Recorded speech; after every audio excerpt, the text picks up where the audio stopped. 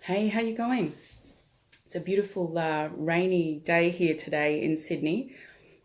Oops, I think my phone's had a heart attack. It's probably from the rain and the dodgy reception. There we go. Okay.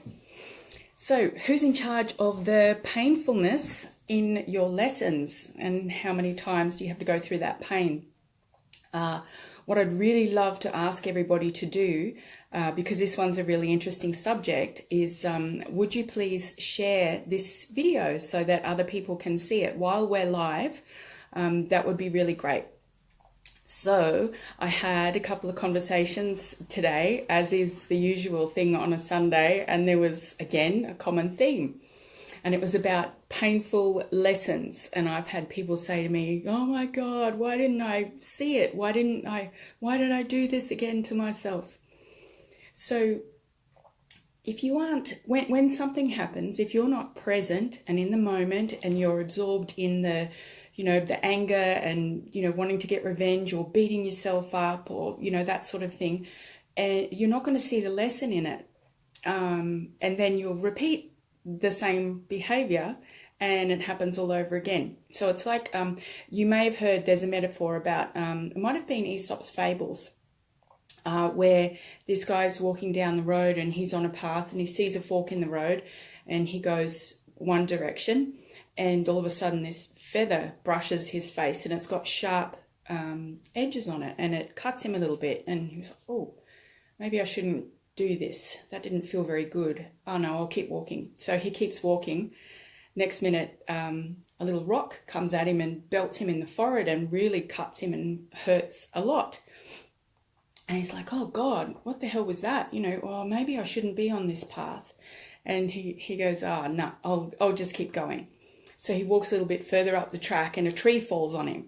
So it's the same thing with maybe a night out drinking. You go out and you get on the terps and you have too much and you kind of know at some stage that you probably shouldn't have any more, but you're like, oh, and you sort of maybe get swept up in it. Your friends are encouraging you, or even you want to go on a bender and, you've had a big week and then you go over the edge and then you get rowdy or you get upset and emotional and you start something that, when you're sober, you realize it was quite silly, but you get hurt and upset and angry and you want to punch on. And, if you're a guy, you might whop if you're a girl, you might belt someone too.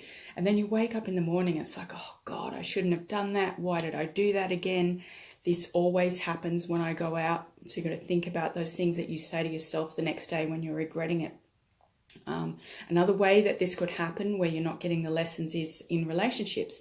You might, I had a guy ring me today and he said, oh my God, I've chosen another one. It's over. This has been up and down for a couple of months now. And he said, she's already, some stuff's happened, and it was a repeat thing. And he said, how did I not see it? And how did I let this happen?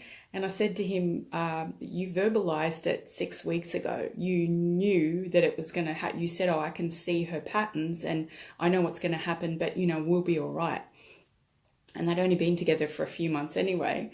So I said to him, you chose this. So you can't be angry at her and wanting revenge on her, because you verbalized it and you actually told me and a couple of colleagues.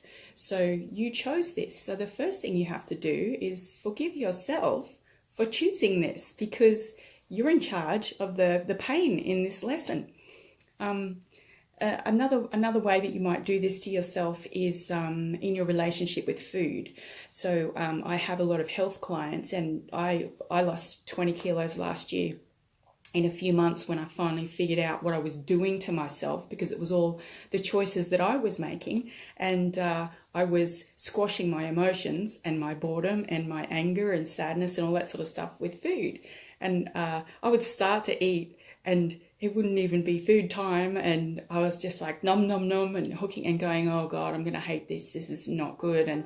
But I would just eat anyway. And then I'd have that pang of regret and say, why didn't I listen to myself? Why didn't I pay attention to the signs? So I did that a lot. So I was packing the weight on.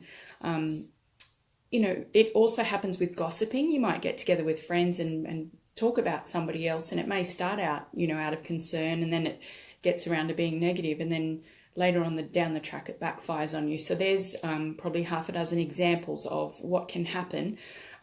So you choose a situation and it happens, and you kind of see the red flags, but you ignore them because you just want it to work so badly, or you're just protecting yourself and ignoring the signs, or you're just not aware and haven't had help how to work it out.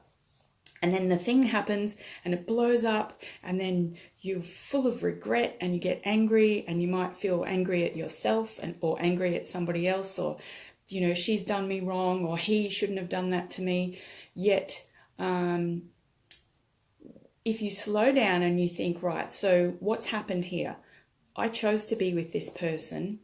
I know that I kind of ignored some red flags, and it hurts and it's horrible because it's backfired on me. Or I ate too much and I feel sick and I've eaten too much for 2 weeks and now I've put on 3 kilos. Or, you know, I chose a job that I knew was going to be easy, but now I'm bored shitless and really understimulated and dying. It's sucking the soul out of me every day. So I want you to stop and think to yourself, where in this am I responsible? Like right in the middle of the pain, when shit goes down, you're feeling terrible, you're upset or crying or angry. Think to yourself, where in this am I responsible? Where can I take responsibility for what's happened?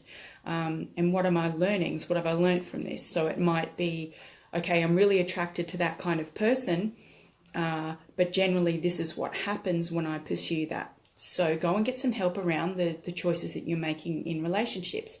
Or it might be, you know, every time I get together and gossip with my friends, it backfires and it always comes back to me. So what have you learned from that? Well, don't gossip. You know, it's the same with binging on food. So all that sort of thing. So stop and think to yourself, okay, so what's happened? What can I learn from it? Where can I take responsibility? And how can I make sure that this doesn't happen again?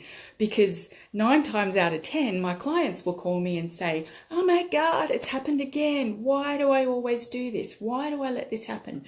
Why do I choose these women or these guys? Why didn't I listen to you?